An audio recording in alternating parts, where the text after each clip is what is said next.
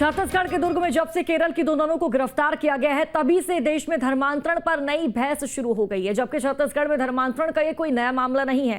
प्रदेश के कई मिशनरी पर धर्मांतरण के ऐसे आरोप लगते रहे हैं, लेकिन इस मामले ने सियासी तूल पकड़ लिया है, जिसकी गूंज दिल्ली में भी सुनाई दे रही है और छत्तीसगढ़ का सियासी पारा हाई हो चुका है। रिपोर्ट देखिए।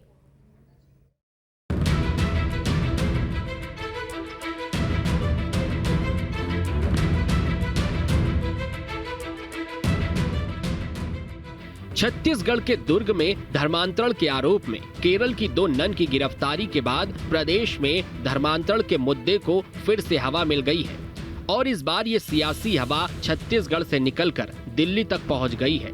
मामले की गूंज संसद में भी सुनाई दे रही है। कांग्रेस के सांसदों ने प्रदर्शन किया, वामपंथी दलों ने ननों की गिरफ्तारी को गैर कानूनी बताया, जिसके बाद इस मामले ने सियासी तूल पकड़ लिया है। छत्तीसगढ़ के धर्मांतरण के इस मामले में हिंदू और ईसाई समाज में टकराव के हालात पैदा हो गए हैं, लेकिन छत्तीसगढ़ में धर्मांतरण का ये कोई नया मामला नहीं है।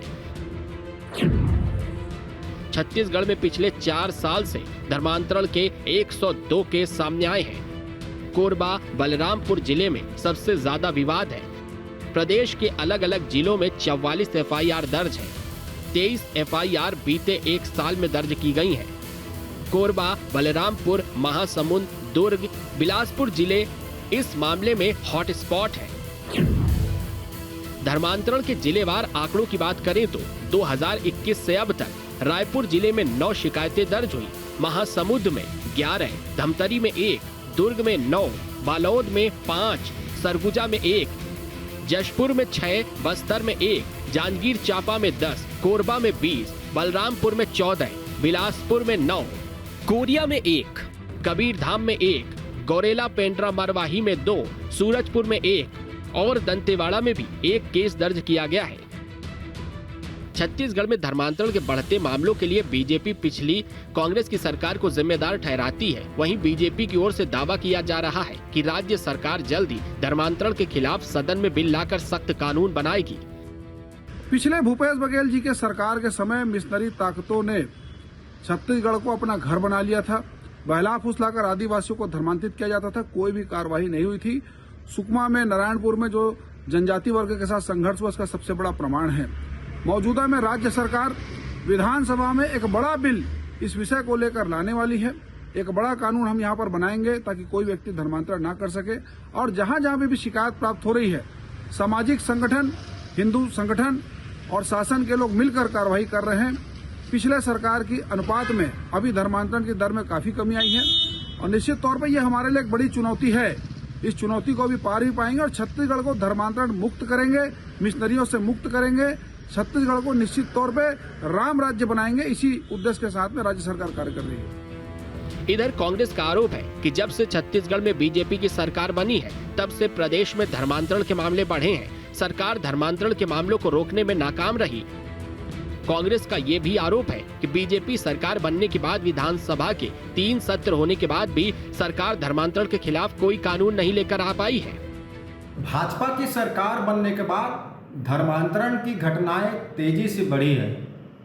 विवाद हो रहा है, विशेष वर्गों के ऊपर हमले हो रहे हैं और सरकार में बैठे लोग जिनको धर्मांतरण रोकने में कोई रुचि नज़र नहीं आ रही है, वो सिर्फ बयान देते हैं कि धर्मांतरण को लेकर सख्त कानून बनाएंगे। 3 विधानसभा का सत्र निकल चुका है, अब तक उस बिल का अता पता नहीं है। और इसके पहले 2006 में भाजपा की सरकार ने जो धर्मांतरण संशोधन विधेयक पारित किया था, वो तो अब तक राजभवन में लंबित है। और आज भी जो धर्मांतरण कानून प्रदेश में लागू है, वो कांग्रेस सरकार के द्वारा बनाई गई थी, उसका भी पालन ये सरकार ठीक से नहीं कर पा रही है।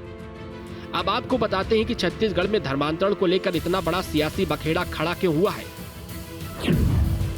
घटना 25 जुलाई को दुर्ग रेलवे स्टेशन पर हुई। स्थानीय लोग और बजरंग दल की शिकायत के बाद नन प्रीति मेरा और वंदना फ्रांसिस को गिरफ्तार किया गया।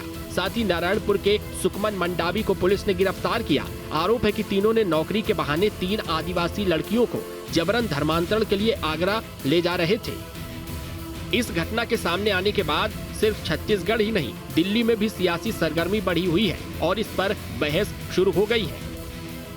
कांग्रेस की ओर से इस गिरफ्तारी को गलत बताया जा रहा है तो सरकार की ओर से कहा जा रहा है कि जांच के बाद साफ होगा। हालांकि अब एनआईए कोर्ट में इस पर सुनवाई हुई है और कोर्ट इस पर आगे फैसला सुनाएगा। देखना होगा कि कोर्ट की ओर से इस पर क्या फैसला आता है।